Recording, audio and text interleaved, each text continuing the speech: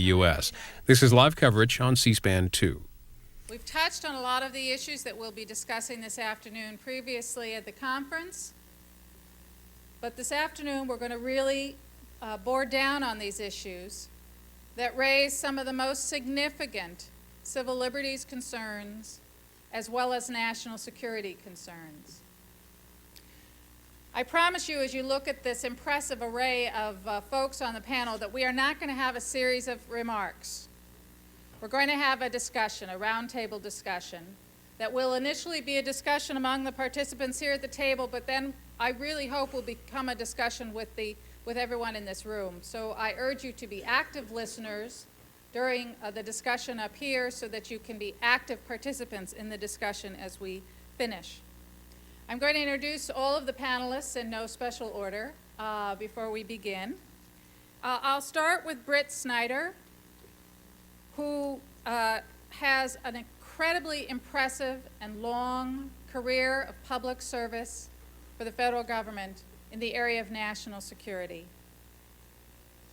I'm just going to read down this list because it's incredibly long and a testament, again, to his remarkable commitment to public service.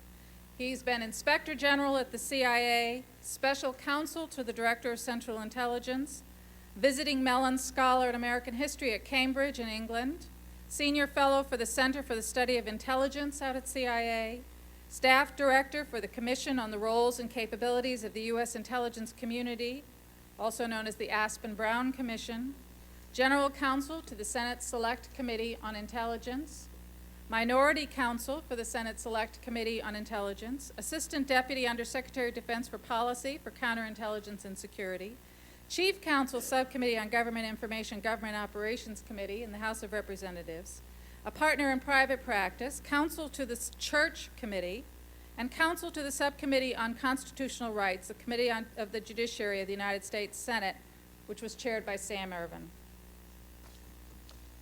Next, we have Kate Martin, who is the Director of the Center for National Security Studies, which is a nonprofit in Washington, dedicated to ensuring the U.S. governmental actions taken to protect national security interests do not violate individual civil liberties and human rights, nor undermine constitutional government.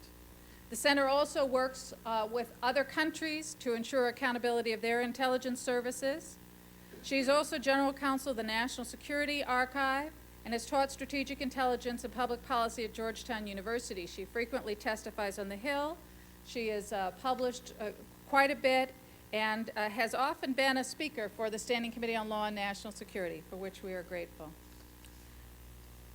Richard Schifrin, who is the Deputy Counsel for Intelligence with the Office of the General Counsel in the Department of Defense, and has been there since December of 1997.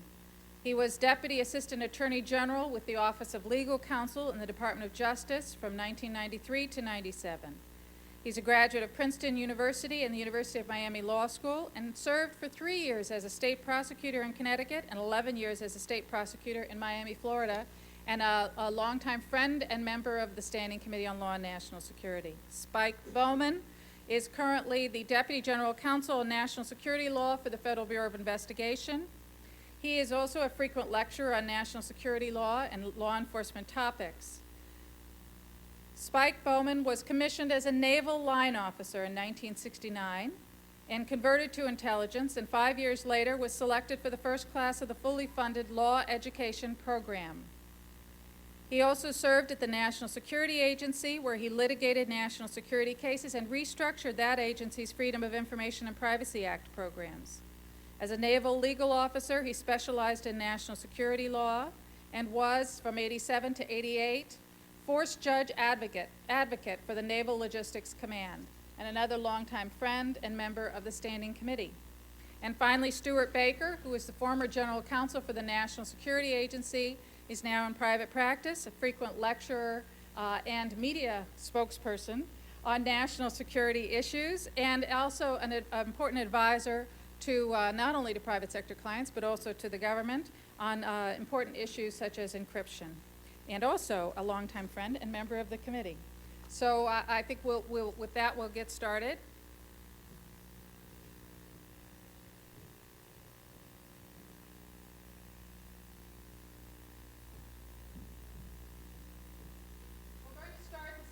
afternoon with a sort of retrospective, very brief, on the USA Patriot Act 1 year later.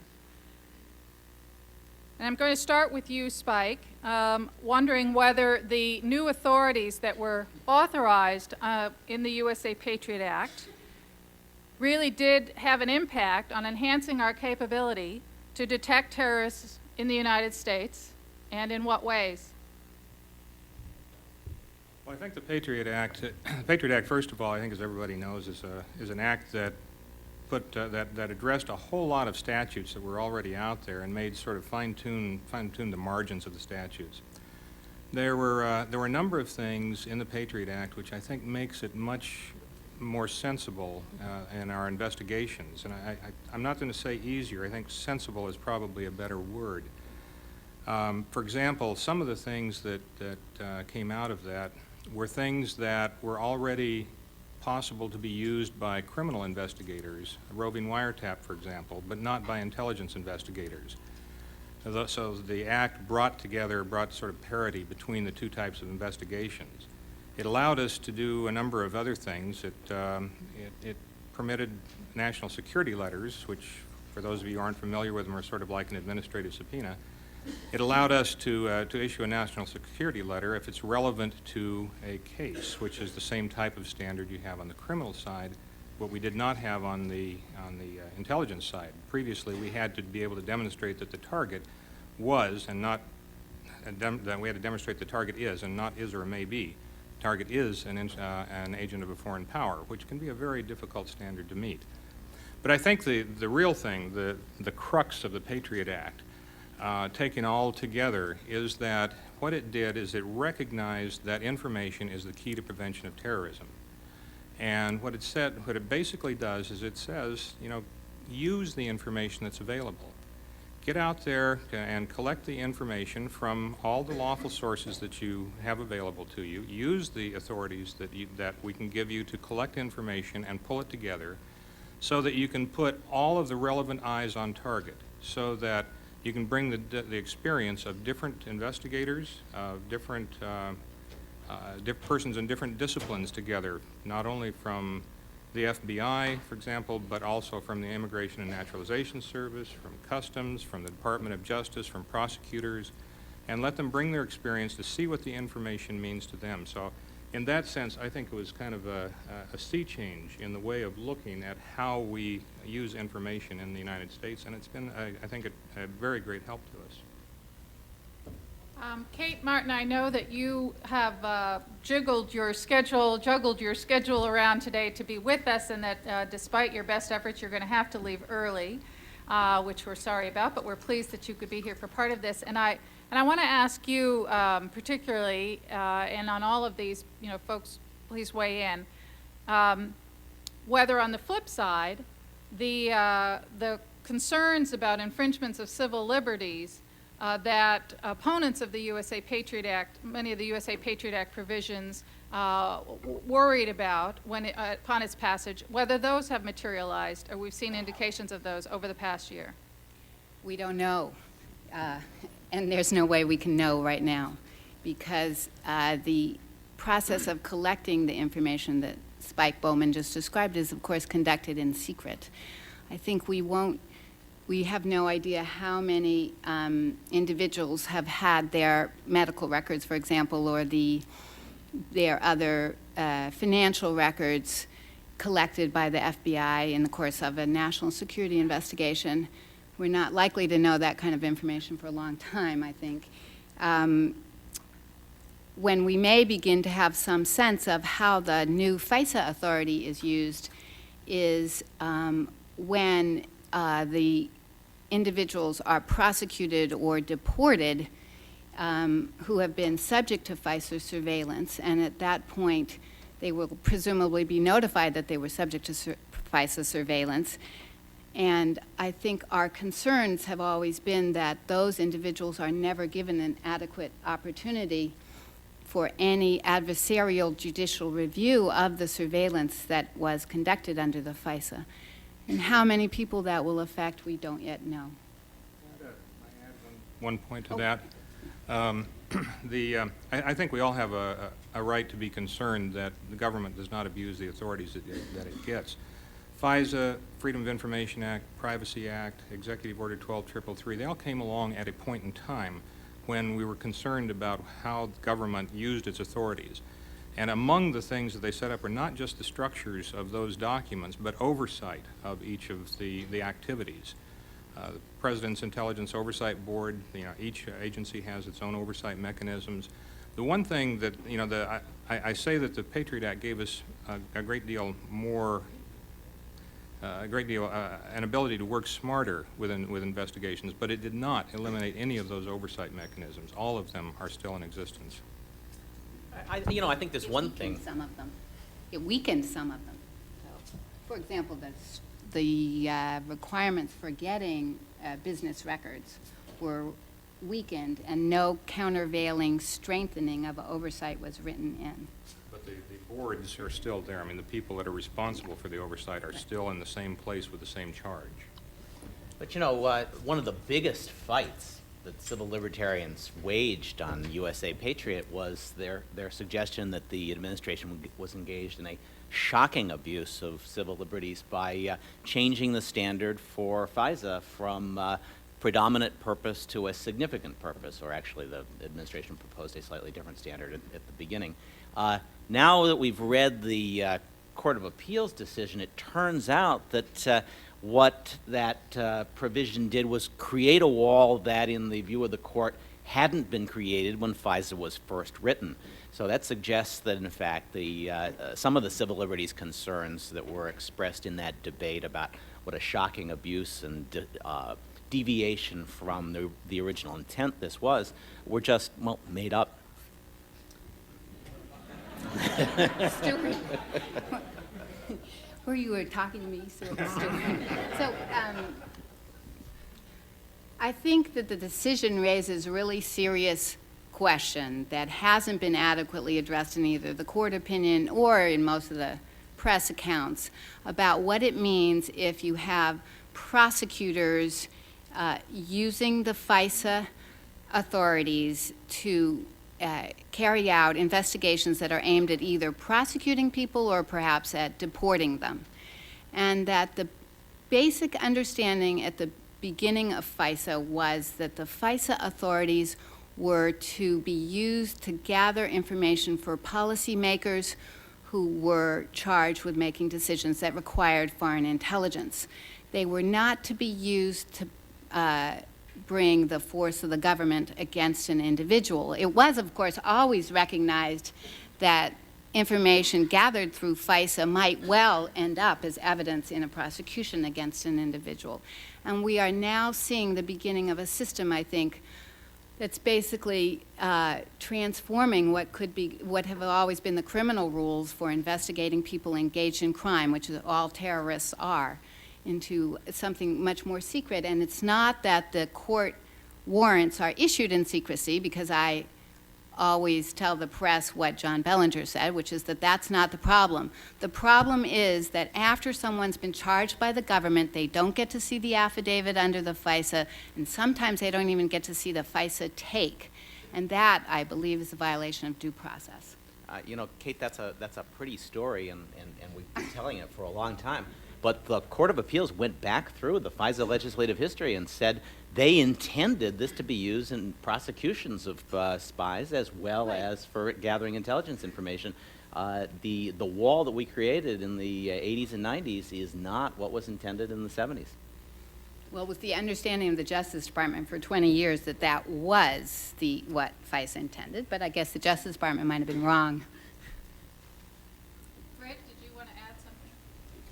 Well, yes, I had a slightly different question. I was going to ask Spike in terms of how the Patriot Act is working, if the fears have in fact, taken place that everyone was concerned about.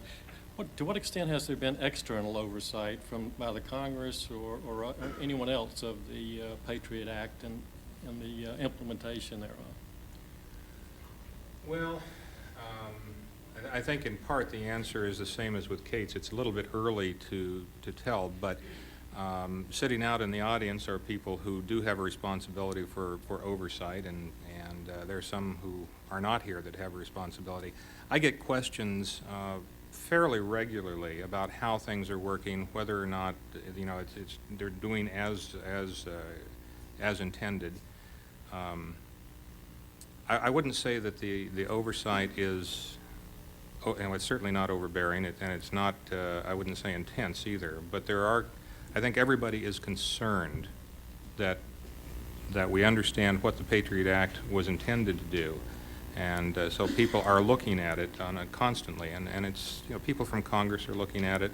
The Department of Justice looks at us, and my responsibilities in the General Counsel's office at FBI, I look at what we are doing. And frankly, be honest, the agents who are trying to use the benefits of the Patriot Act are constantly coming to the lawyers and saying, is this right? Am I doing this correctly? I want to make sure it's right. So. With respect to the FISA decision, as I said in my opening remarks yesterday, I thought it was ironic but really appropriate in a way that the Court of Review's decision was reported on in the same week that we sort of taking down this wall we thought had been required between law enforcement and intelligence, the same week that Condoleezza Rice convened a cabinet-level discussion about the pros and cons of setting up an independent, a separate domestic intelligence collection agency that would be pulled out of the law enforcement and separated from the law enforcement responsibilities for the FBI. And in some sense, I had wondered this with the initial FISA court opinion, and I wonder it even more now, whether in many respects the decision is sort of OBE, that the battles that we have had over the years about the relationship between law enforcement and intelligence, particularly in the FISA context, were based on a view that the criminal side of the house was where all the action was. They were the ones who were really going after the terrorists. They were the ones gathering most of the information, and it was important, though many people thought, for them to be able to direct this tiny little intelligence effort, because this is really where the action was to prosecute terrorists. Since September 11th, my sense is things have flipped. That prosecution is really not what it's all about. It's not the major focus, that it really is intelligence. And so where we worried about intelligence authorities being used for law enforcement purposes, we now see law enforcement authorities being used for collection of intelligence. So people are arrested.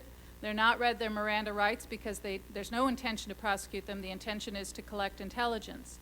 So I would ask whether you have a sense of, again, the implications of the FISA court opinion for this ongoing debate and discussion about the pros and cons of a domestic collection intelligence agency. And I will ask Britt. Britt, and one of the reasons that I'll throw this to you first is that I know that you're familiar with the MI5 model that is so frequently raised in this context, and maybe you can shed some light for us on that. Well, I'll try, Suzanne. The nice thing about being a private citizen is you actually can have an opinion and express it unambiguously. So anyway, I'll try to do that. I'm not sure about the first part of your question, that in fact there's much relationship between the FISA appeals court decision and the need for MI5. I'm not sure you can relate that or not. With regard to what has been described as the proposal to create a domestic surveillance, domestic intelligence agency like MI5, I'll have to say you have to put me down against it. And I'm not sure that I would have felt that way if indeed if we were starting from scratch, if we were just starting from the beginning. But I feel that way now because I just simply cannot see creating another infrastructure out in the United States for this purpose. The Bureau has an infrastructure. It has a network of sources, contacts, that for us to try to replicate for this other purpose, for the domestic surveillance purpose, it seems to me that's just not it's just not worth doing. It's just too hard. It would take too long. I think it would, there are just a lot of practical reasons and probably policy reasons. So I think the real issue is, what do we do about the Bureau to get them more in tune with doing the mission, the domestic surveillance mission that, based upon what I've read in the newspapers, they're having a very hard time adjusting to. I'm sure everyone on the panel has a view about what should be done. What I would throw out is that I think the function itself needs to be separated within the Bureau. It needs to be separate, that is, separated, institutionalized, create a parallel function, if you will, within the Bureau, so that you have law enforcement on the one hand and domestic intelligence on the other. Have a different organization, have a different training program, have a different career path for agents. Don't make agents just try to be expected to be law enforcement agents during one tour and domestic intelligence agents during another tour. In other words, wall off the functions, but still take advantage of the Bureau's infrastructure, of its resources, its contacts, in carrying out both functions across the country. That's also a tall order for the Bureau. I understand that, but it seems to me that would be the preferable way, in my view, to try to deal with the problem. I'm sure that everyone else has an idea. Kate, the Gilmore Commission, a presidential commission to assess the capabilities of the country to respond to a terrorist attack involving weapons of mass destruction, released early, its report's not coming out till mid-December, but it released last week while Congress was still in session, its recommendation that there should be a separate agency for collection of intelligence inside the United States. And one of the arguments that they advanced in favor of it was the notion of separating the collection of intelligence from law enforcement authorities, and that they thought that would enhance civil liberties protections. Clearly, there will be debate on that, and before you leave, we'd like to get your thoughts on. Well, we are very concerned about the proposals about either setting up some new kind of domestic intelligence authorities or a new domestic security agency. And our first concern, I think, has to do with not understanding how that's going to deal with what has been characterized as the stovepipe problems. The problem that terrorists meet in Malaysia, the CIA finds out about those individuals meeting with other known terrorists in Malaysia and knows that they have visas to come to the United States. And when they come to the United States, the responsibility for tracking those individuals has to be handed off to a different agency. That's one problem, the domestic versus foreign surveillance or coordination problem. And the other problem is the problem of the handoff between, quote, intelligence authorities and law enforcement authorities inside the United States, which is a problem that everybody in this room probably has been grappling with for many years and with more or less success. But that the proposal to have a new domestic intelligence agency doesn't seem to us to address those problems. It worries us because for basically two reasons. I think that and we've seen it in this country and we've seen it in every other country, that intelligence has to operate in near total virtual secrecy. And it is very difficult to design an adequate system of safeguards to protect against abuse. We've all worked on that, but it's very hard to do. And the other reason is that I think that the discipline of law enforcement is very important in, first of all, requiring the government to follow the rules in collecting and information and dealing with individuals, and second of all, in actually looking at the relevance of information and what the information actually tells you about whether or not a particular individual is or isn't part of a terrorist group planning to set off a bomb. And the third concern that we have, and these are obviously issues we could talk about for an entire day or week, is the question, what does the U.S. government mean by prevention, and the FBI in particular, perhaps the Attorney General, in the context of tracking down terrorists in the United States. And there has been remarkably little conversation. And I think in talking about what kinds of information gathering authorities and structures we need to look at what is the use of that ultimate information. And it seems to me, from a civil liberties perspective, that we need to start with the assumption that individuals inside the United States who are planning to commit terrorist crimes or who look like they're planning to commit terrorist crimes can be put under surveillance. They can be arrested if there's probable cause that they've violated some crime, terrorist or not, or are attempting to. They can be deported if they're here in violation of the immigration laws. And perhaps, under certain circumstances, in the president's view at least, they can be detained as enemy combatants. They cannot be, that's a more narrow list of options for prevention than the CIA employs against terrorists in Yemen. And that is an extremely important distinction. And the option of covert activities being used by an intelligence agency against terrorists, everyone would agree, I think, has to be confined to operations overseas. Oh, that's a short list. Oh, I just want to say that we have, Mort Halpern and I, as many of you know, have been thinking, though, in the last months about this problem, and it does seem to us that you could talk about or think through the possibility of a new agency, or perhaps a new part of the FBI, devoted not to foreign intelligence or foreign counterintelligence, but devoted to anti-terrorism directed against Americans that would operate both here and overseas and would have as its primary task here the identification and prosecution, or you could turn the terrorist, of course, and send them back. But operating basically within what is the law enforcement framework. Spike, I expect you've got some thoughts on this. Would I surprise anybody if I said I don't think it's a good idea?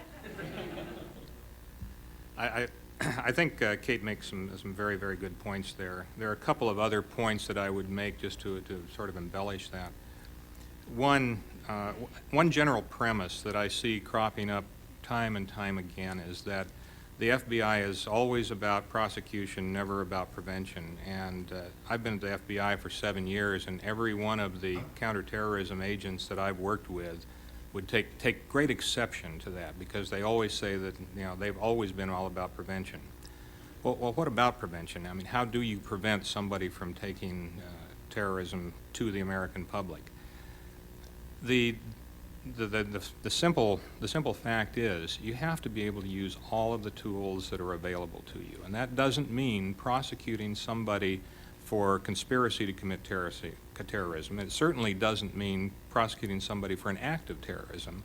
It means trying to stop them from doing whatever it is that they're doing, and unless you can get them with some kind of a crime, that becomes much more difficult. And what that basically means is you have to have the information and the evidence that they are doing something that is unlawful. Now, what is unlawful, and you've all seen it in the papers, it may be INS violations, it may be credit card fraud, cigarette tax smuggling. A lot of the terrorism in the the terrorists in the United States do support themselves with illegal methods. And what that basically means is you have to have investigators who are next to the intelligence people to be able to put all of this together and actually handle the prevention mission. The second thing I would mention is that I tend to look at the MI5 idea as a grass is always greener type of an idea, because you have to go look and see where MI5 works and lives, and you have the British model, you have the Canadian model. And if you talk to the people from CSIS or you talk to people from MI5, they will tell you, I sure wish I had law enforcement powers, because I can't do much with just the information. I have to then turn it over to somebody else to do something, and it's the handoff is a problem. In fact, Scotland Yard has come to the same conclusion in England and is bringing elements of MI5 into Scotland Yard so they can marry up the intelligence and the law enforcement functions. So. Stuart, do you want to add anything to Well, since nobody said anything good about the idea, I'll muster something on its behalf. I was on the. Don't trouble yourself. Yeah. I'm not yet convinced that this is a good idea, and I'm certainly not convinced that you would want an MI5 type organization that didn't have the capability to use criminal discovery methodologies as well as traditional intelligence methods. That would be a kind of odd result. But it is clear that the FBI has an information sharing problem that is deeper than you can solve just by getting rid of the restrictions on sharing wiretap information or grand jury information. It's a deep-seated cultural issue that has got to be addressed in some fashion, and sometimes it's easier to create a new organization than to change the culture of an old one. And reading some of the reports from the Intelligence Committee, the Joint Intelligence Committee, I couldn't help but be struck by the fact that when the agents in Minnesota were trying to build a case on Moussaoui and were having lots of trouble doing it, one of them called the CIA to get information. And the response of the FBI in Washington when they found that out was to say, "Don't you ever do that again. You call us. We'll decide whether you talk to the CIA." If that person hasn't been fired, then I think the FBI still has a problem. Actually, he called an FBI agent who was at CIA.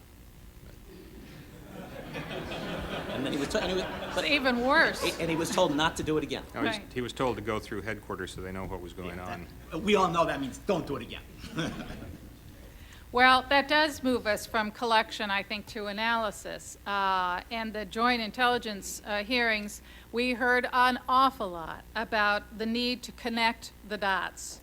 And the Congress will be looking at these issues. They've made it very clear when they come back for the next session. And one of the other ideas that's being given a lot of serious consideration and was also recommended by the Gilmore Commission is the notion of an analytical fusion center where the analysts from FBI who are currently analyzing counterterrorism information and the analysts from the Counterterrorism Center at CIA would be brought together, co-located, maybe under the same entity, just maybe at least in the same room, to foster more real-time sharing of information, to get over even if you can get past the cultural reluctance to share information at all, agencies inevitably want to figure out what it is that they've got before they share it, which introduces an element of delay, which in today's world may be deadly. And I'm wondering if you've got some thoughts on the pros and cons of bringing the analysts together, and that would include not just FBI and CIA, but obviously also the other elements of the intelligence community, NSA, the folks from NEMA and elsewhere, and what are some of the legal restrictions that might play into that, even if it was a good policy decision. And Richard Schifrin, maybe you could kick us off on that topic. Sure. I don't think there are any cons. I mean, I think they're all pros in doing that. I don't know if we need, and we have actually at the CTC, which is the Counterterrorism Center that, under the auspices of the DCI, there are FBI agents and there are DIA agents, and they work collaboratively, but they only can work within the confines of the resources they're given. I think the future is in a sort of a virtual collaborative environment where there's computer connectivity and data, the ability to share data in databases without actually transferring data to one huge database, and allowing analysts within their organizations to work, again, collaboratively with other analysts. And it's not just the classified stuff that NYPD and CADIC and other state and local police departments are complaining about that they don't get. There's a lot of unclassified, potentially significant law enforcement information that is not being shared to be worked, in effect, in this collaborative environment. The FBI is notorious for not sharing vertically with law enforcement information with state and local police. And state and local police have reacted in many cases sort of similarly. We have tried to foster an environment through our JITF-CT, the Joint Intelligence Task Force for Counterterrorism. It's a DIA organization. A collaborative environment on a network that already exists to bring together state and local police and the FBI and Secret Service and BATF and all other agencies that are involved in law enforcement and counterterrorism to make data available to work in a disparate environment from California, from New York, from Washington, because the test isn't so much getting more information or getting more powers to get information. It's understanding the significance of information that is already either obtained or available. There's a lot of noise out there. There are billions of bits of noise, but in that noise, there's potentially sufficient information to allow us to preempt, to protect, and perhaps to apprehend those who have been or are engaged in terrorist activities. Well, Richard, you referenced the lots of bits of information out there. A lot of those bits of information about people inside the United States are held by private sector entities, folks in the private sector who have transactional information, credit card companies, et cetera, as well as all the bits of information that reside in the U.S. government about each and every one of us, not just in the intelligence community, but lots of other places in the U.S. government. There's been a fair amount of press lately about one particular effort at data mining that's being looked at in the Defense Department, and we got a question about it yesterday, and we didn't get an answer to that question. So I invite the folks on this panel. Stuart, perhaps you could talk about some of the privacy issues and some of the potentially the legal authorities under which they would operate. Richard, maybe you can address some of those as well, since it's being undertaken within the Department of Defense, and the rest of you weigh in. Sure. Stuart, if you'll indulge me, let me explain what it is and what it isn't first. Go right ahead. So there's,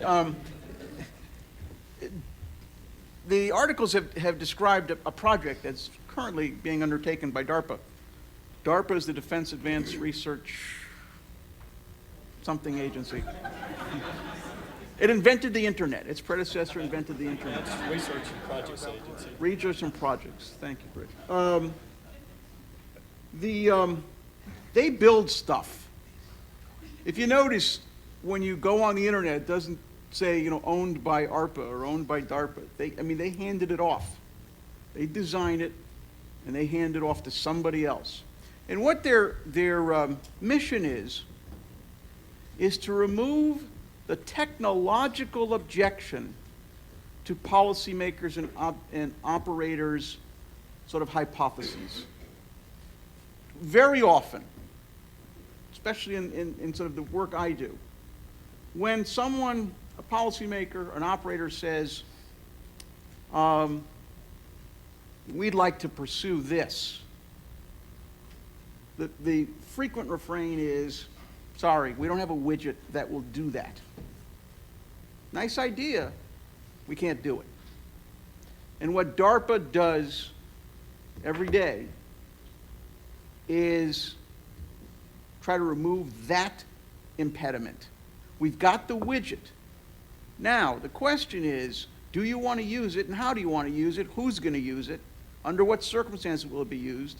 And in addition, as we're designing the widget, if there are things that we need to be concerned about, we can build in some prophylactic, some privacy adjustments to it, let us know.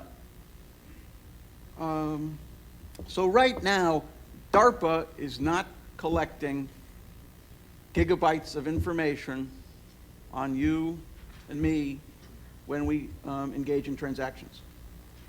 DARPA is exploring the design of a system that will be able to analyze information in a way to distinguish the signature from the noise in the vast transactional world.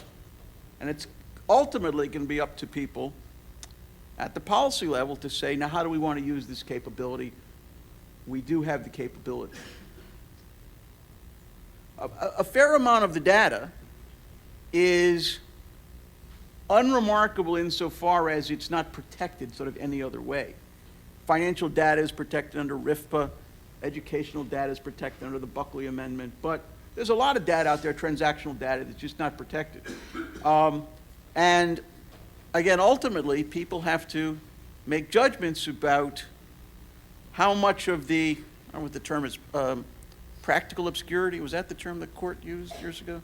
The obscurity that we all live in because no one has the time, resources, and capability, processing capability, to actually connect dots about our daily lives.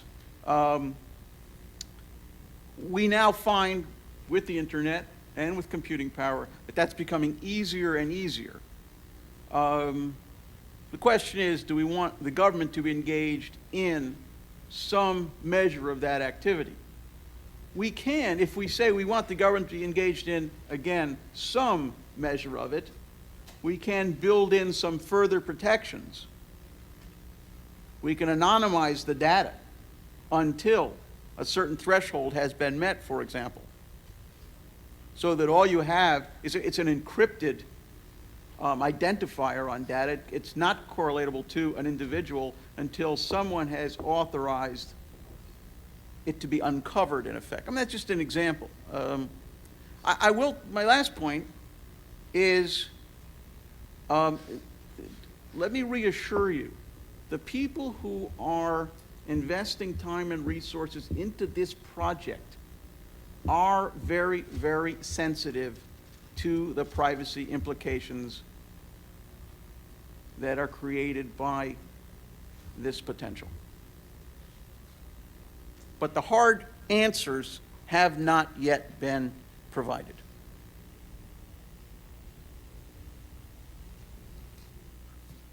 So William Safire, when he was a speechwriter to Richard Nixon before he went to the New York Times, when he writes in his column that Admiral Poindexter has been given a $200 million budget to create computer dossiers on 300 million Americans, that's not true.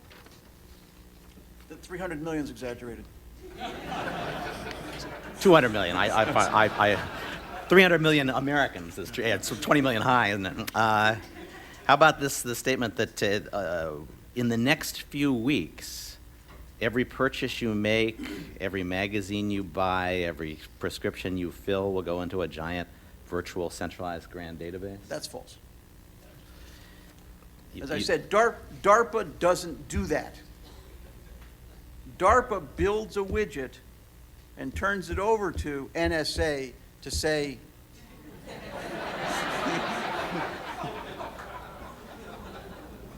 But we would never target you. Yeah, William Safire. You may remember, those of you who have been in the intelligence community for 10 years or so, that William Safire wrote 20 columns explaining how the Bush administration was engaged in a massive obstruction of justice and cover-up arising out of Iraq-gate, as he called it,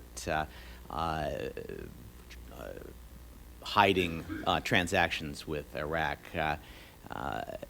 When the Clinton administration came in, this was all during the campaign in '92, when the Clinton administration came in, it launched a massive investigation of that and came to the conclusion that there is no evidence to support the allegations of a cover-up.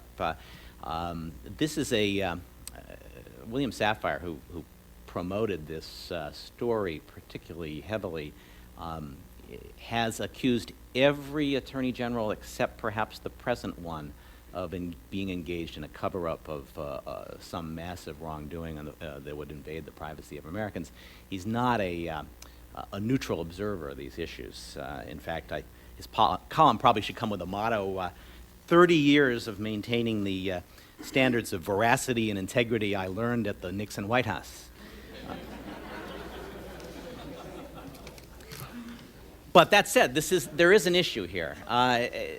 Let me explain why I think this is an issue that you can't kind of treat casually. There's a briefing that some of you undoubtedly had that goes like this. There were 2 hijackers on the watch list who got into the United States from September 11. If they were living openly, we could have found them, certainly we could have found them when they booked their tickets. If we had been able to access the information about who was getting tickets, who was living at what addresses, what phone numbers people were using, what frequent flyer numbers they were using, who had and shared those numbers, we could have identified as many as 11 of the hijackers before September 11 as linked together in a variety of ways. Most of that information was readily available to the government for the sake of most of a subpoena. We didn't do that because we couldn't do it as a practical matter. We couldn't be fast enough to find them. If we'd been fast enough, we might have found them. Faced with that prospect, the prospect that just the lack of integration, the inability to get at that information quickly cost us what we suffered on September 11, you have to ask yourself, shouldn't we do a better job of exploiting this kind of information? This is information all in private hands. It can be shared by these private databases for any number of reasons. It probably was, you can imagine the call, well, Mr. Otta, we noticed that you share an address with several other people. They could all be in your calling group. And you could share frequent flyer numbers with the other people that you have a card in common with. That information was available to the private sector and could have been integrated. We've got to do at least as good a job of that, and I think we'd all agree we'd rather have that information integrated for the sake of trying to catch terrorists than to have it integrated so that people could call us during dinner to offer us long-distance calling plans.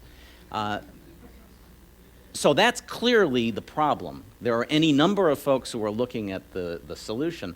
The legal issues here are surprisingly thin in many respects. That is to say, the government can get most of this information with a subpoena, which means it has to be relevant to an investigation, and most of this is going to be relevant to an investigation as soon as you have some reason to be suspicious of people. There's an interesting question whether you could do a search that says, could you integrate this information just for purposes of finding people who spent at least a month in Afghanistan and then traveled through Singapore at a particular time window and who now make phone calls regularly to any of the following numbers.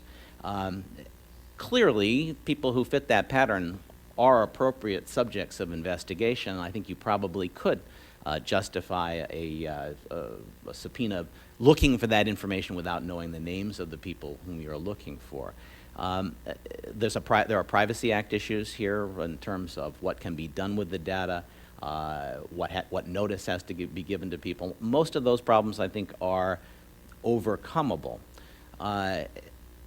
What we're left with, I think, is a feeling that, well, God, so they can do all this. Is that such a great idea if the information is now available to anybody for pretty much any purpose? And this is a problem with law enforcement databases and other databases. Once you've got the data, you kind of keep it. I think I once suggested to somebody in the Justice Department that the data ought to be regularly purged. You would have thought I had said, could I shoot your firstborn child? This data just was, you don't want to get rid of it. It stays there until the person who is the subject of the investigation dies, and then the FBI puts it all on their website in response to FOIA requests. It's true. The policy is they protect the information until you die. Then you have no privacy rights, and there are news agencies that make a routine practice of FOIA-ing the information about anybody they think might be interesting. The FBI has surrendered to this and now puts the information they think there's a lot of demand for up on the website. My favorite is you can actually search for George Orwell and find him. But that takes us back to the question, well, what should we do about this information once it's in the hands of the government? And My thought would be, and this is something that the Markle Foundation ultimately came around to, we should be gathering this information, should be using all of the information we possibly can get in order to find patterns that would suggest terrorism, to find terrorists who are hiding in our midst. At the same time, we ought to impose new restrictions or at least new tools that will allow us to watch the people who are conducting the searches. And I have to say here I'm influenced by the NSA approach to this, which was they had a lot of data. You had to justify every search when you went into it. Certain searches triggered a lot of oversight. And the notion that the information once gathered is nonetheless subject to safeguards, so that you know that if you deviate from your usual search patterns, and instead of looking for Muslims with recent foreign travel, you start looking for blondes over 5'10" and under 30 within 5 miles of your house, that somebody is going to ask you what that search is about. And I think that's probably the best reconciliation of the privacy and law enforcement interests that we can find. Let me just respond in one respect. There is a more fundamental question, though, and it's not limited to having all the data available on a government database or in a government database, but subject to audit trails and supervisory approval for doing a search. The question is, should the government have all this data in its own hands, or should the government have all the data available to it to query in private databases? And so there's no misunderstanding. Most of the data we're talking about is not protected. You don't need a subpoena. You don't need a subpoena to get airline manifests and travel records and hotel and all that stuff. What you do need in the place of a subpoena is the cooperation of the holder of the records. But after 9/11, I haven't seen an instance where a holder of records has refused to turn over that kind of data. And in addition, one might conceive of a world where that data was collected for sort of more limited purposes. TSA might collect airline travel data for just profiling potential hijackers. And we already have a fairly extensive anti-hijacker program anyway. So I think most of us would say, gee, if TSA or the FAA has this data, that's unremarkable, the flight data, because they're using it for the profiling of potential hijackers. What we're really talking about is taking a vast range of data, vast subject matters of data, governing all transactions, all possible transactions. Anytime you interact with something and there's some kind of record, and subjecting that to not only warehousing or availability, but also subject it to tremendous processing power.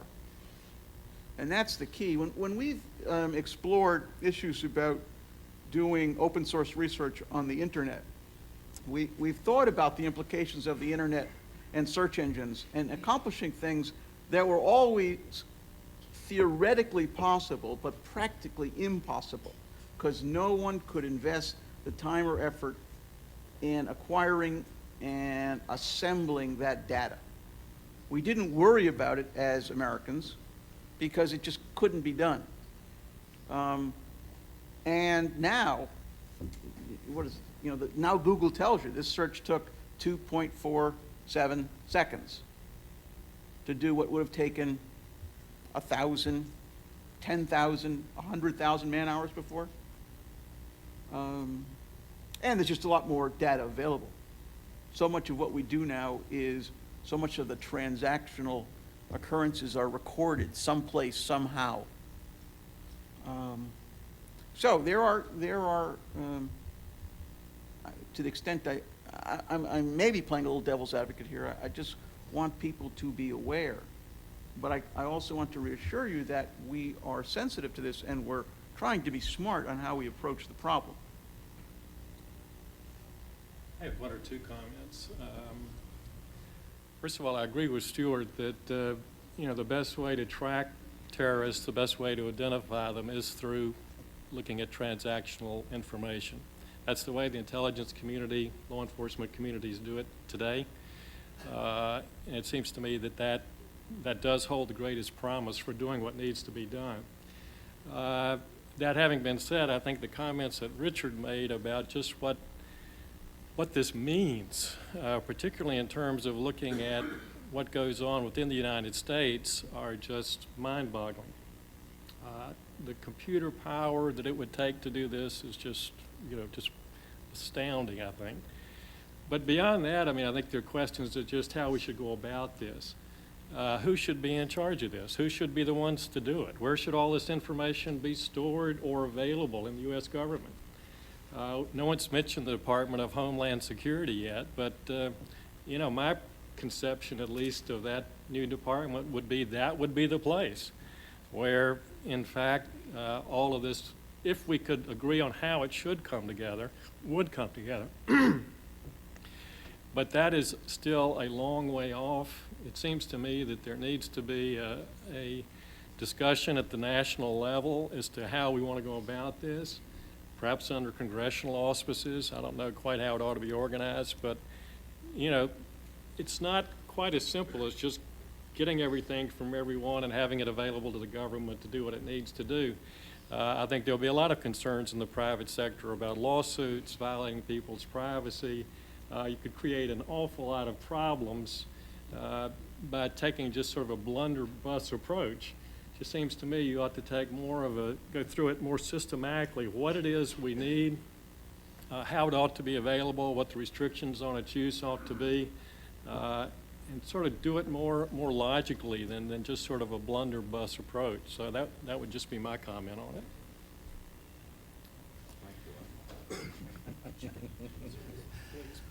I think that what everybody said here is exactly right.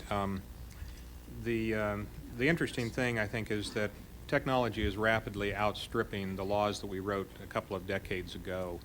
I know that I'm one of these, I don't have time to go Christmas shopping, I buy off the internet. Last week I made 3 quick purchases in a row off the internet. Got a call a couple of days later from Discover Card saying, well, you had these non-swiped purchases, are these really yours? And that's the kind of private industry information that Richard's referring to that's out there. And as Stu says, somehow we have to be able to bring this kind of information together. The real questions are, how do we do it, where do we do it? And I think that the one thing that I think we need to start with sooner rather than later is recognize the fact that technology is passing by all of the concepts that we all grew up with. The Privacy Act was written, 1970, what was it, 6, 4, 2, somewhere in there, 4, okay. And the idea behind the Privacy Act is what's important. It's not what's written into the act is important. The idea is we want to try and protect Americans' privacy to the greatest extent possible.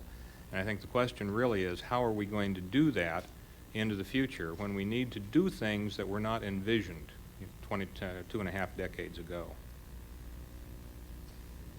I think that's right, although I have to say I think the usual, it would be a great step forward if we could do in the public sector what is already happening in the private sector. Every time we try to do it the way Britt suggests, think about what we want and adopt a measured rule, we end up writing rules that become less and less useful. We wrote guidelines for the FBI and I think DOD about that grew out of a fear that there was going to be the creation of these giant computerized clippings files on Americans, and we certainly didn't want to do that. And we had that rule right up through the invention and the proliferation of Google, where any idiot, any 9-year-old could construct a computerized clips file on you, but the FBI guys couldn't print theirs out. That's crazy. 2 other thoughts, advice. This is happening. This is not just happening at DOD. There's plenty of other agency. I advise private clients on some of this stuff, and we all get calls from 2 or 3 agencies who come in and say, you know, we're in charge of this. There has to be more coordination, would be one suggestion, and the other suggestion is when you approach the private industry, remember, they are worried about getting sued. You have to be able to find a way to give them some immunity. And the thing that is going to be the biggest problem, that is a major problem for the Justice Department, the State Department, and the Defense Department to solve, is that sooner or later, European data protection authorities are going to come in and say, hey, you got a European data in there. You can't do that.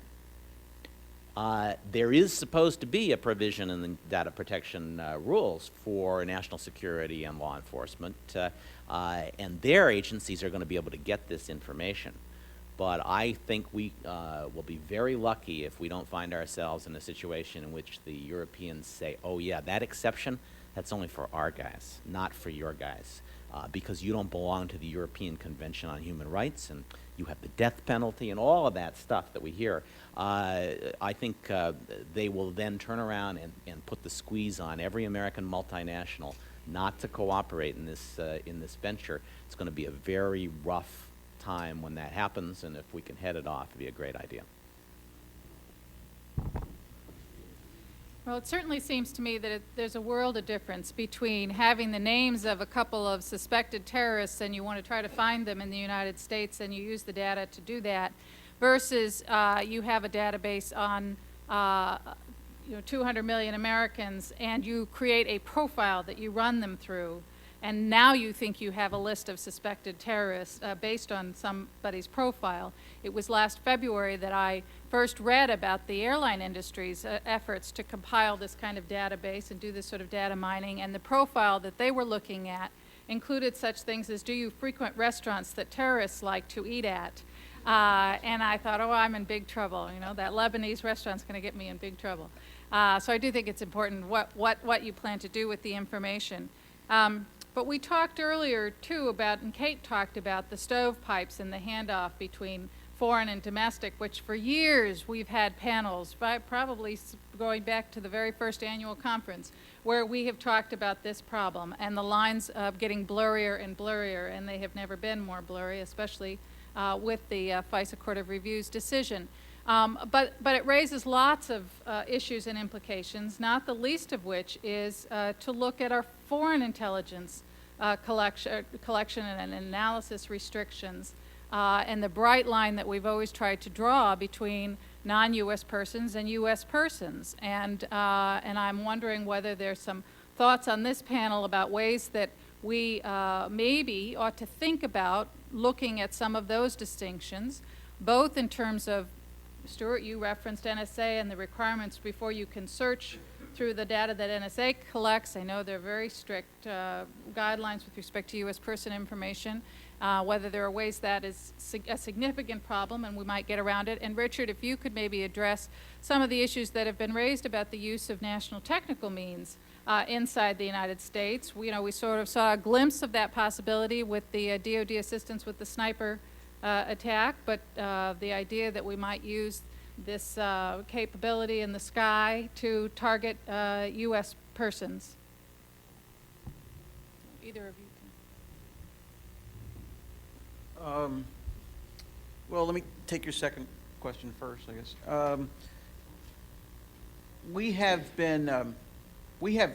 One way of posing is taxpayers have spent a few $1 trillion on putting satellites in space. They do some great work for us, but they don't do certain other things. And the question is, should we use that potential to assist us in various exigencies, including the counterterrorism effort, but also in discrete events like the sniper attacks in the National Capital Region. And if I ask it that way, you'd say, well, I spent a few $1 trillion, a few of that trillion is mine too, and damn it, I'd like to use it to protect me if I lived in the greater Washington, D.C. area. The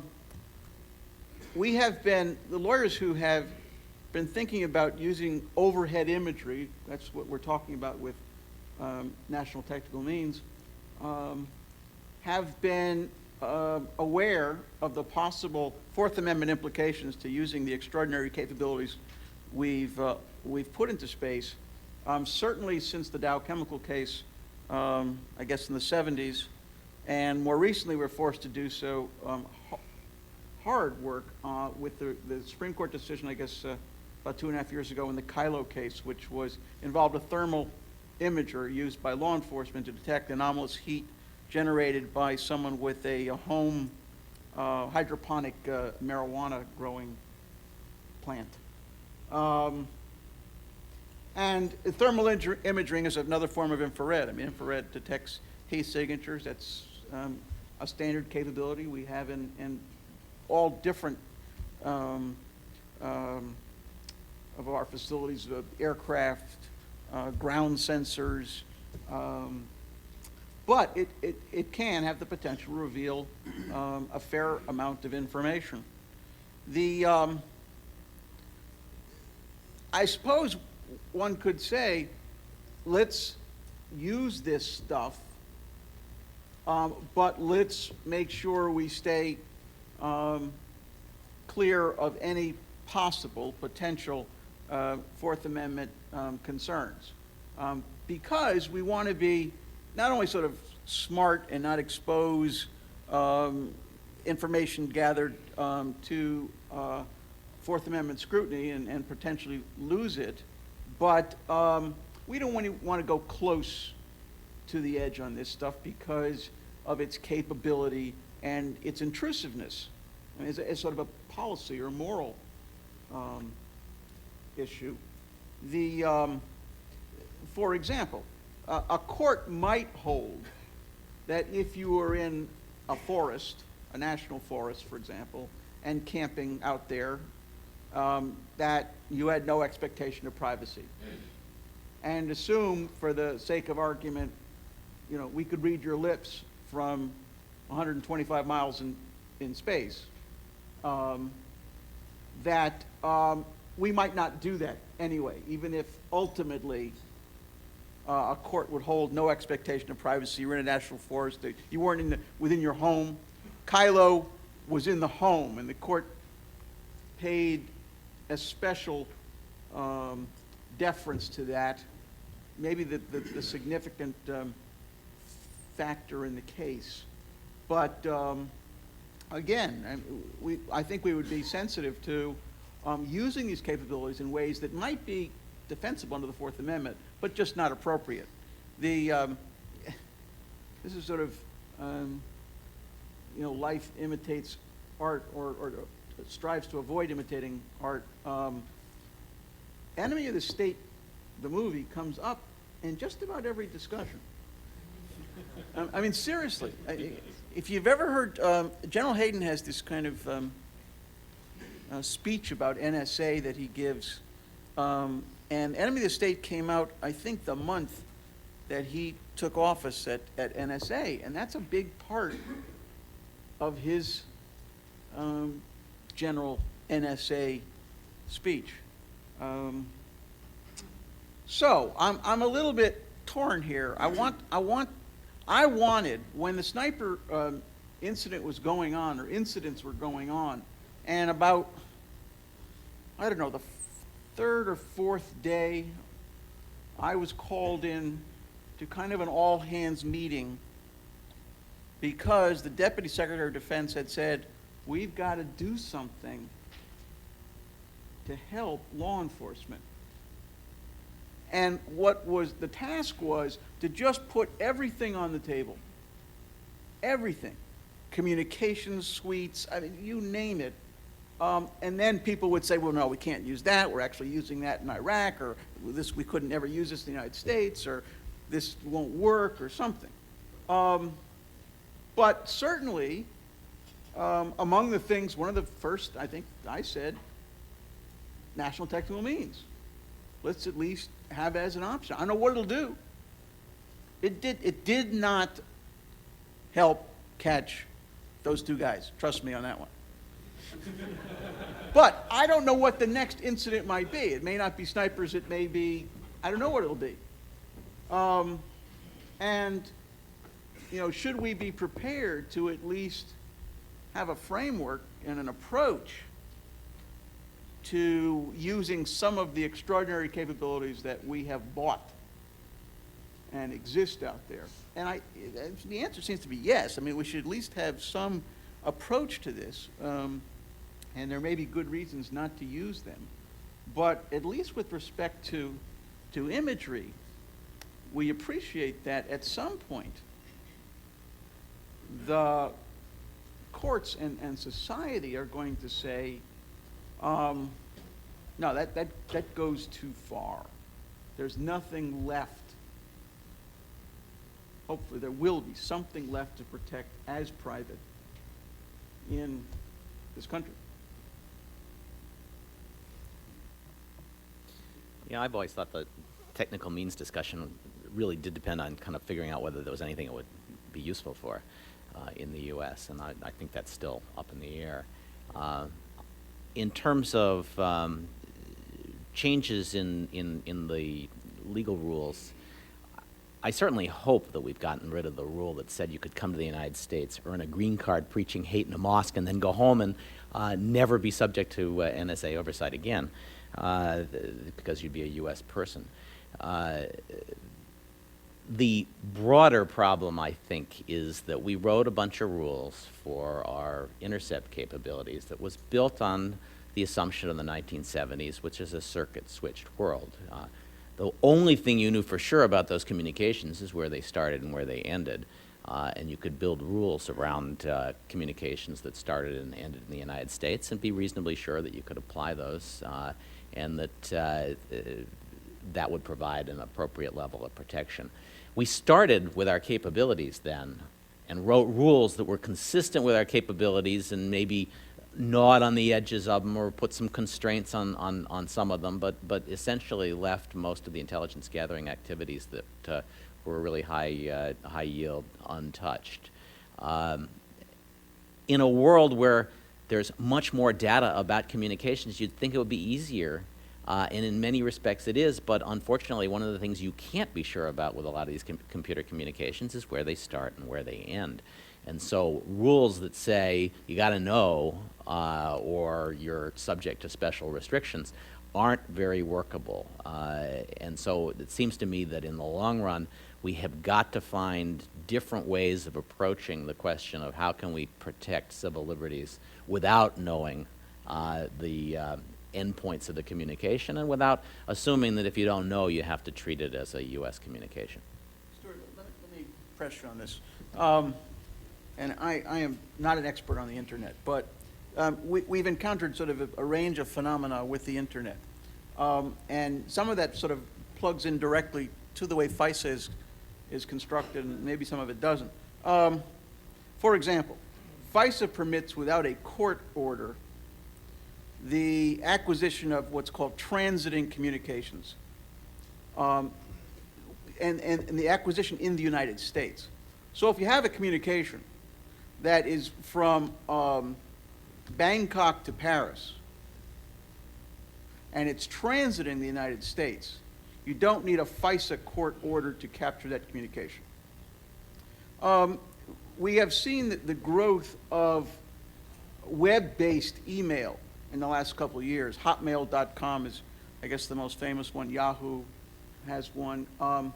Well, those are communications, for illustration purposes.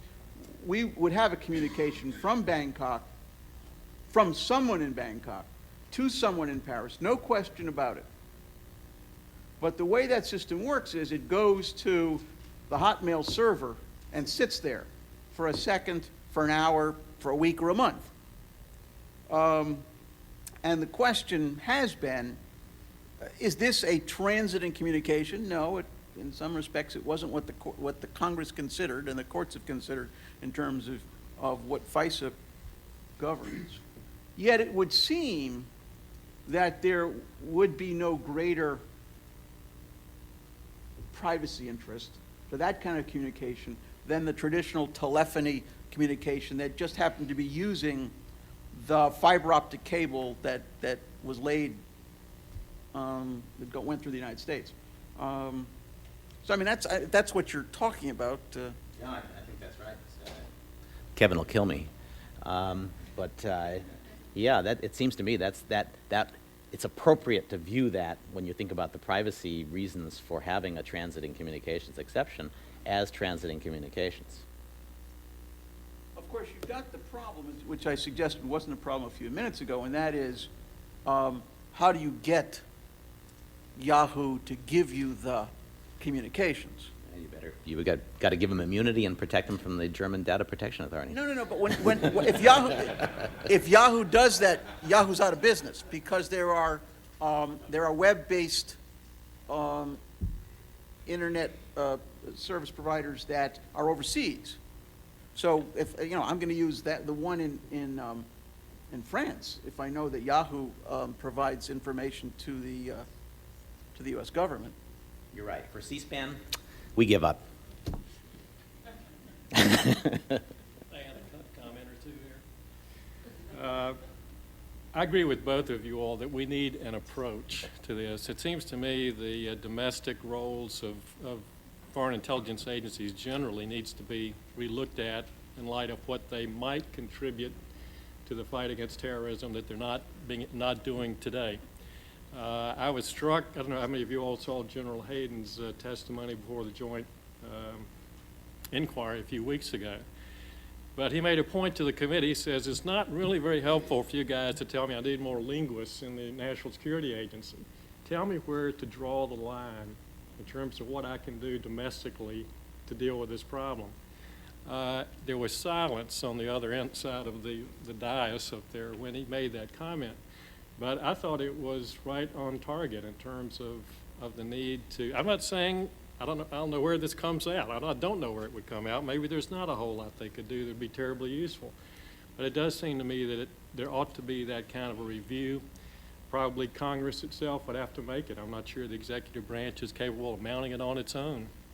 But, and I would include CIA in that as well, not just NSA.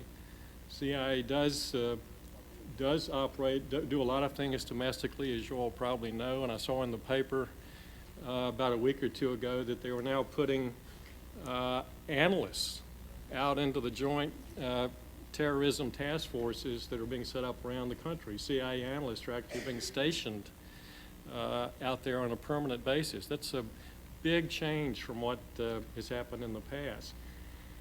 Of course, it also causes me to wonder, there's still a prohibition in law, as you all probably are aware, that prohibits CIA from having any internal security functions. I don't know what this is except an internal security function. And I'm not sure we want that prohibition in law. I mean, I think there's something that's something we need to look at in the light of 9/11. CIA is doing, let me also say, I don't think the prohibition has,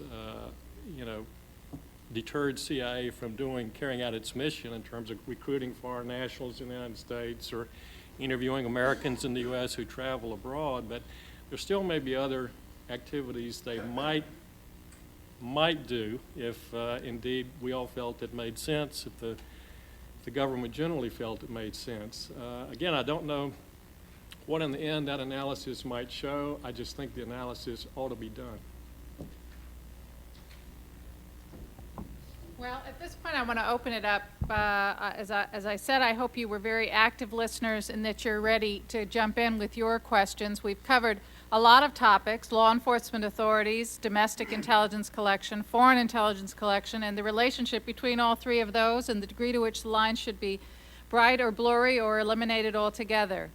So do we have some questions? And I hope we've got folks with mics. Do we have microphones? Great.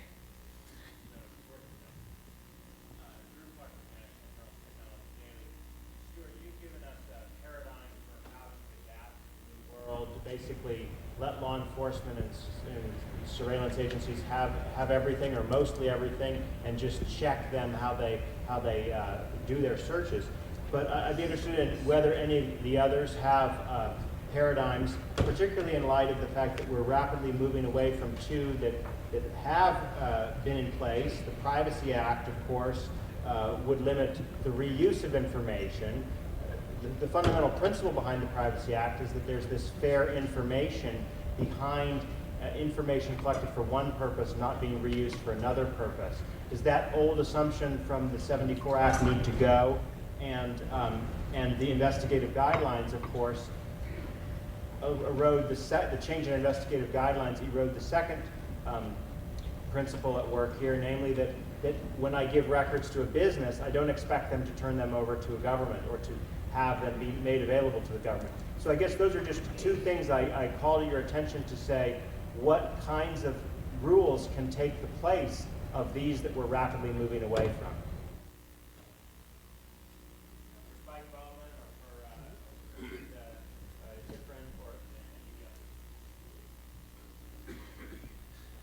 Well, first of all, your first premise on the Privacy Act I'll take a little bit of issue with, because the idea of, you may be right on the idea of reuse, but the way the Privacy Act was couched, agencies are able to publish how they're going to use the information. So we're on record for notices, Privacy Act notices of how the information is going to be used. And trust me, the FBI has very broad uses of privacy information, as do all other agencies of government.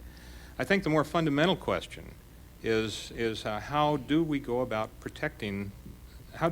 serving the interests of the Privacy Act, given the fact that technology is driving us somewhere else? And that's not an easy question to answer, because we have things like the Electronics Communication Privacy Act, which makes it very clear that, you know, if you're a subscriber to AT&T, AT&T can do whatever it wants with your information, except for one thing: they can't give it to a federal officer.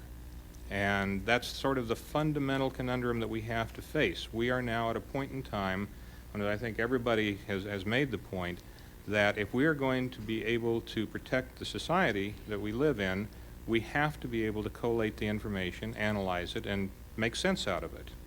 And right now we are at a point where many of our laws are arcane, not because they're poorly written, but because the world has changed. We're at a point where we need to rethink exactly how we protect persons' privacy, not that we follow the Privacy Act. I mean, it's maybe a subtle distinction, but I think it's an important one to make. And don't forget that well, Spike mentioned AT&T. There's no restriction on Best Buy giving information to the government on laptops that have been purchased.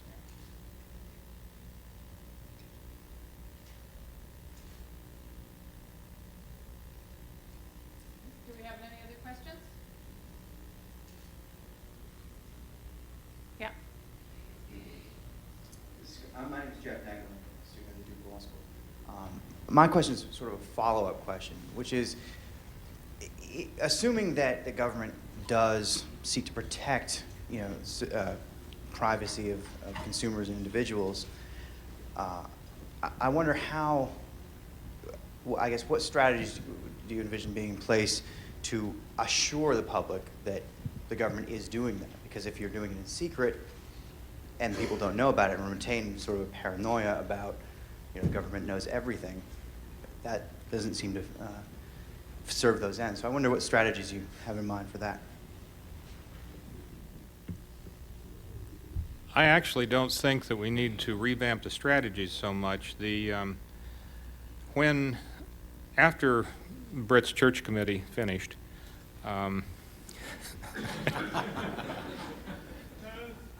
a system of interlocking oversight was set up, and it was set up, you know, across the board, and we've seen it in several different venues. When we're talking about the intelligence community, we have it. We're still using the executive order now that President Reagan issued in 1980, which requires a system of oversight, and it sets it up fairly stringently for general counsels and inspector generals of the agencies to conduct oversight, and requires that the act or that the order be implemented under regulations approved by the Attorney General. In addition to that, at the same point in time, the Intelligence Oversight Board, now the President's Intelligence Oversight Board, was set up to receive information about it. So there's, and then of course the whole Inspector General regime and everything is out there. So I think we really have the structure in place for oversight. And most of us who are still in government service are probably plugged in at some point along the line for the oversight. It's, I think it's less a problem of determining what the oversight should be, but rather what the rules are going to be that the oversight mechanism is going to chaperone. I would just add, and you've sort of heard this from me already, I would automate some of the oversight, some of the audit capabilities, and maybe integrate it a little bit more into some counterintelligence capabilities. Exactly the same things that you want to prevent people from abusing the rights of Americans in terms of oversight of searches that people are carrying out is the sort of thing you want to do to find the next Hansen when he's wandering barefoot through your files looking for stuff that he shouldn't be looking for. It's the same kinds of audit capabilities that you need in both circumstances. That's a good point. We've seen twice, I guess, in the last 3 or 4 years, programs that were either well-intentioned or not so well-intentioned be cratered because of public, I think, disclosure, but more misunderstanding of the program. Carnivore is the example, I think, from the FBI's files. I knew he was going to say that. And we had a program, actually an office called Office of Strategic Influence, that was intended to help us prosecute the campaign and Operation Enduring Freedom. In answer to your question, I'm sort of hesitant to say we need better public relations. I mean, we do, but that shouldn't be the sort of salient point regarding the interaction between the governed and the governors. You know, there should be the mechanism for informing and engaging in some kind of honest debate, or at least discussion, about the merits of particular programs. I'm not sure that can exist in the historical world, or at least in the media-sensitive, media-crazy world that we live in today. But the ideal would be that you could take programs like a DARPA's program, and I know DARPA's gone around to scores of agencies and fora and explained what they're doing, and including a great number of people who are in the privacy community.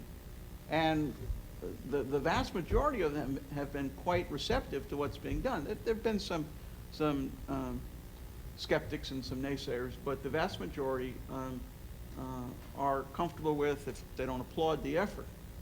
But still, once it's leaked or described in a William Safire piece and a couple other articles, then we read, I think, that someone had written a letter to the president saying, kill this, drive a stake through this thing tomorrow. I mean, that may happen. I mean, a stake may be driven because we can't stand the pain after there's been this sort of hardening of position that this is a bad thing. I don't even want to hear what it actually does. I read about it, I heard about it, and it's bad. But let me explain it. You don't have that kind of discussion. You don't have that opportunity anymore. The FBI didn't have it with Carnivore. They were beat. It was no chance. And we didn't have it with OSI. All that had to go out was deliberate deception to the media. When did you stop deceiving the media? That was. No, you need to talk to the FBI about their handling of the press, because they just renamed it the DCS 1000 and they got it installed in a bunch of ISPs already. Well, what about the role of Congress in all of this, both in terms of providing an effective oversight mechanism, but also in terms of, when the executive branch is developing these sorts of programs that they know in the 30-second sound bites sound awful, being sure that they've brought Congress up to speed, so that at least there's some potential opportunity for a broader discussion and debate there. Well, I think Congress, first of all, has a lot of work to do itself. There was a lot of talk at the beginning when they were considering a Homeland Security Department as to who was going to have oversight of that department. And as you all probably recall, there's something like, I don't know, 10 or 12 different committees that claim some aspect of oversight. And there was a lot of discussion about, creating a select committee or one oversight committee just to oversee Homeland Security. I haven't heard anything about that in months. There needs to be one, in my view. They need to decide, they need to have one place where the Department of Homeland Security can go and be held accountable and not just have them picked off by, committee after committee based upon their own particular jurisdictions. So, I think Congress has a lot to do in this area, not just in terms of organizing its oversight, but actually doing the oversight once they get organized. I don't know, I missed the panel discussion, most of it yesterday, on what they told you they were doing. My impression is they're not doing a lot. I don't know what your impression is, but maybe they corrected it yesterday. They've done the Homeland Security bill now. I just don't see them doing the kind of nuts and bolts sort of oversight of the Patriot Act, other things that they should be doing. Well, we'll see what happens at the start of a new session. There was a press report that the Republican conference on the House side had in fact voted to establish a committee for oversight of the Department of Homeland Security and an appropriations subcommittee. So we'll see. I'm Right. glad to hear it. Got a question in the back? Yep. Like many others in this room who are disciples of Maury Liebman, he'd be very proud to have been listening in on this wonderful 2 days of exposition of the issues of the day. Having been engaged in COINTELPRO in an earlier phase of my life, and having seen this evolution and having shared your concerns with it, you struggle with two impulses. The one towards order, mankind is always in search of order, and liberty, which we are in search of and aspire to. Order without the impulse of libertarianism generally leads to order. Order does not generally lead to liberty. Order often leads in the other direction. It seems to me what you have been discussing here today and the final questions that are asked is that this issue cries out for responsible leadership to take us somewhere out of the confusion and to try to draw some lines between them. I'm enormously impressed with the sensitivity of the speakers towards the libertarian impulse, were that you controlled the issue.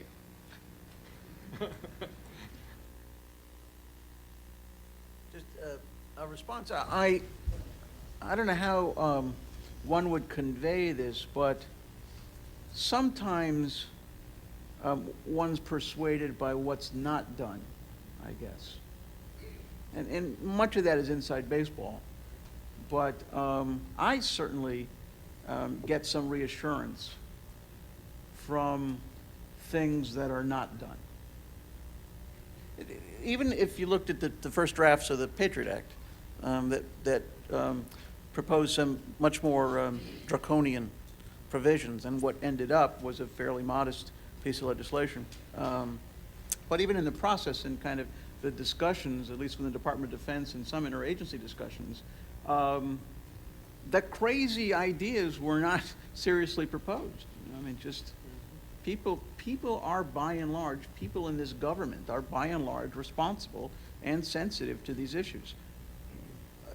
We may draw the line in a slightly different place than some others might. I have no doubt of that.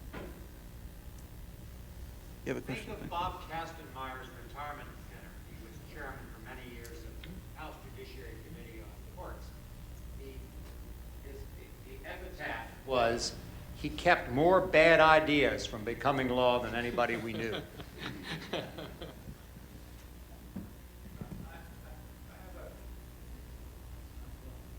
I have a short question for Mr. Schifrin, and then a more general question for the panel.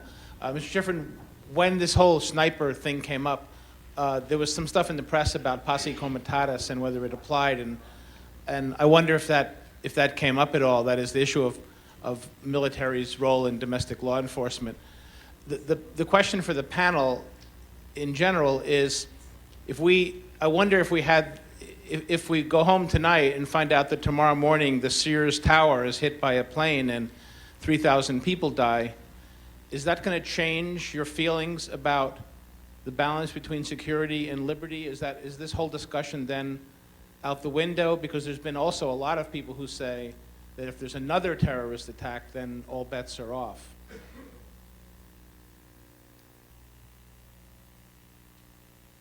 With respect to the first question, the Posse Comitatus Act is a criminal statute in Title 18. It has actually very limited application as construed by the courts since its passage in 1868? 70? 78, thank you. We have a statute in Title 10, not a criminal statute, but it prohibits the armed forces from being involved in the search, seizure, arrest, basically, of people in the United States. It's been limited to application within the United States. Notwithstanding its fairly limited reach, we in the Department of Defense have, I think, taken great comfort from the fact that we are prohibited from engaging in a range of activities, and on occasion have, in our interest maybe, but expansively read the Posse Comitatus Act because we appreciate the consequences, the implications of having soldiers, sailors, Air Force, airmen, Marines lay hands on U.S. persons in the United States. That's a big deal. The occasions where the military has been called out of this country to interact in that respect with the citizenry have been few. They've been ordered by the president, and they've been true exigencies. We have provided support fairly routinely, with us remaining quite a distance from the subjects of the law enforcement activity. And I think some is unremarkable. Translators. FBI is doing a wiretap. The language is a language that they don't have the capability of translating, and we have some translators assist the FBI. I would venture to say that that's unremarkable from anyone's standpoint. So we have been, and in the sniper case specifically, anytime we're asked to provide support to law enforcement, we approach it with, gee, let's stay miles away from that physical interaction with the citizenry. Your second question, I can't answer. There are, I suppose, a couple variables in how we continue, or what the path looks like that we're on. I mean, obviously one would be another event, but I'm not sure what the absence of an event does too. You know, and I'm not sure what happens after a year or 18 months or 2 years with no event. Does that mean we are, what we're doing is effective or not? And you know, does that mean we shouldn't do more, or we should maybe ratchet down a little bit? I don't know. I think purely as a logical matter, there will be some discussion about the current balance that we've struck if there were another event.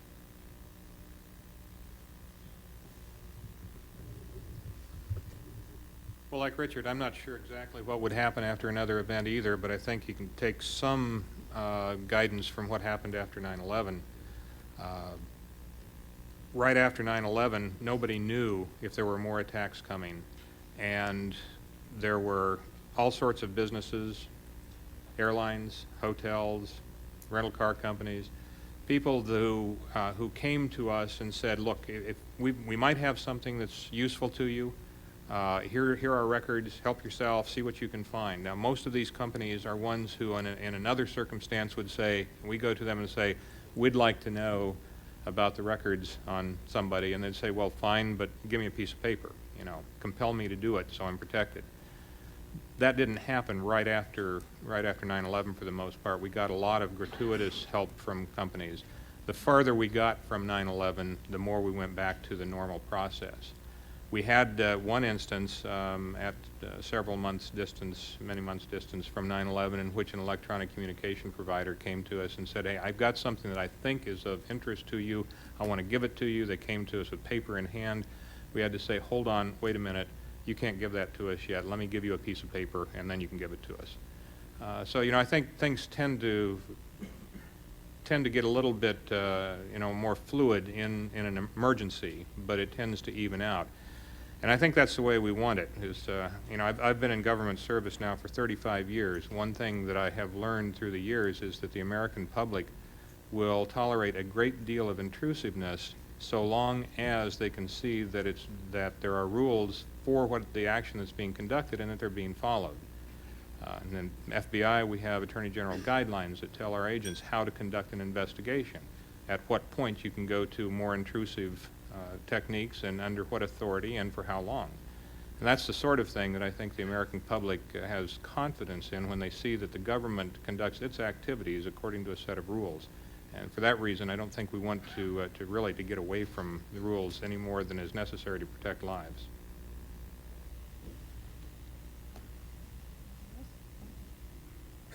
You know, I think it is highly likely that we're going to have another attack that's going to be spectacular.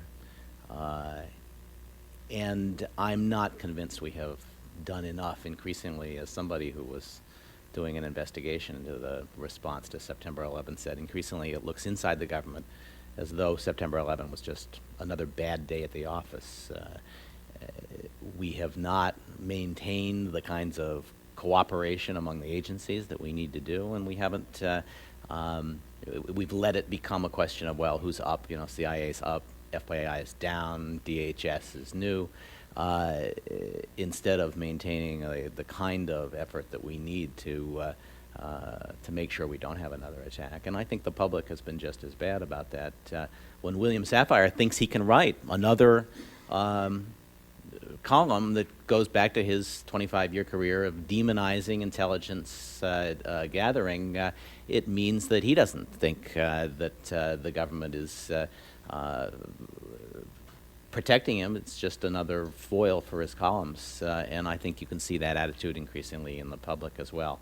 That may change the second time around. You know, and when we had the first attack, we went to the cupboard and we took down every piece of legislation that somebody had dreamed up in the 90s that they thought that they would like to help in this fight. We didn't really examine the question of what went wrong with our intelligence gathering that led to September 11. We still haven't done that. We still haven't had a legislative package that responds to the failures of September 11. I think that's the first thing we should do, is do a serious investigation and come up with lessons as opposed to just blaming a couple of agencies for incompetence.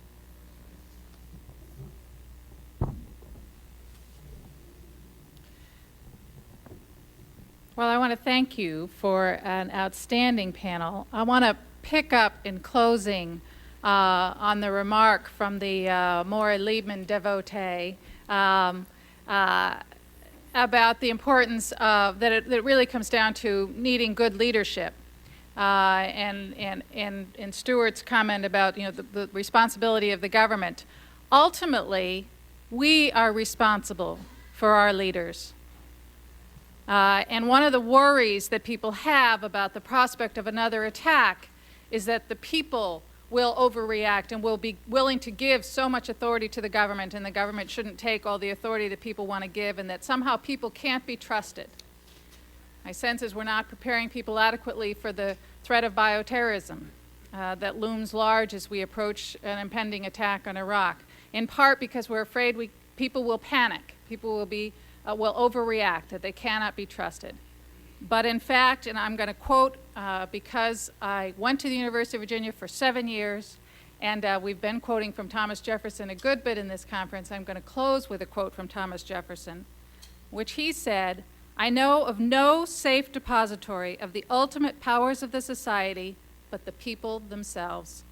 And if we think them not enlightened enough to exercise their control with a wholesome discretion, the remedy is not to take it from them, but to inform their discretion." I want to thank you, panelists, for informing our discretion this afternoon.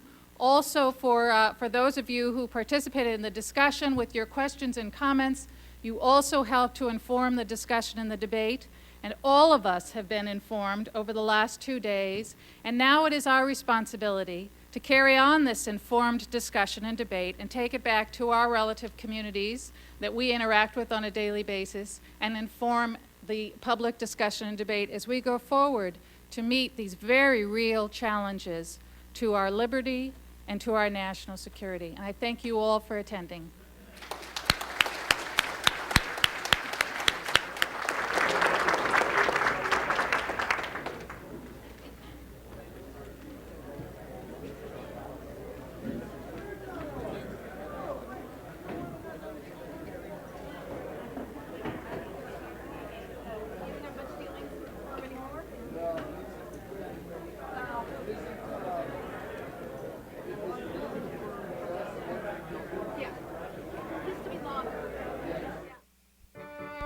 This weekend on C-SPAN 2, Book TV live from the Miami Book Fair International.